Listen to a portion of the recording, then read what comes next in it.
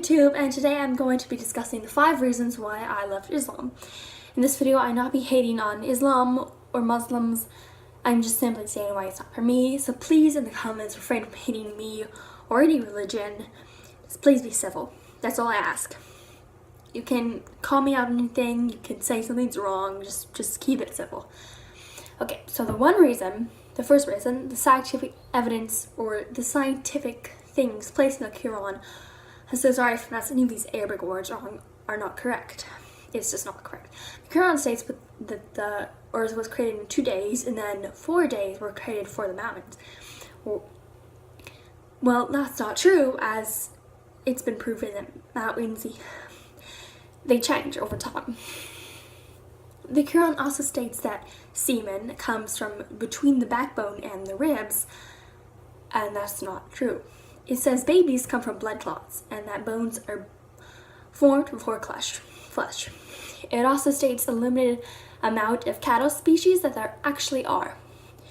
And 2 is the contradictions. The Quran says Allah is a protector of all humans, but then says angels and believers also protect us. The different things it says that humans are made out of, blood, clay, or nothing, are contradictory. It also says that the Farad drowned, but then it says that he did not, as they saved him to be an example that only to other non-believers, that only repenting to Allah when you were almost dying would not work, but would only work with him, for an example. And 3 is the sacrifice of the goat. As a vegetarian, I am largely against this. It is for eating, however, the practice reeks of ancient and unneeded practices you don't need to do anymore. The bloodshed that happens because of it cannot be considered good. It has no modern day purposes, and it's just an older religious thing that should be modernly you would think it would be looked down upon, as it is animal sacrifice for a god. And fourth, more of a stressor than something that actually wanted to be done. My Islam was based off OCD and anxiety and fear, and my prayers were no different. And I just couldn't do that. I only prayed because of my obsessions, and my obsessions were all I thought about during the prayer, and I shortened the prayer every time, and it was very anxiety-inducing. Fifth, my lack of personal freedoms I felt I had. While this is not bad for everyone, and many people can live with this, as a person who was raised in the Western world, it was hard to get used to some of these things that I couldn't do or that I had to do. And when I kept getting all these new things that were to be forced on me that I had to do, it was just so stressful. And of course, there are things that I enjoy doing that I couldn't do, or I felt that I couldn't do, like swimming or anything. And of course, my OCD and my anxiety, it just went so much worse. And I kept making excuses.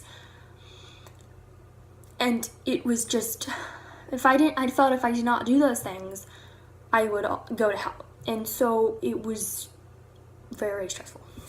Of course, with all these things put together, I couldn't do it.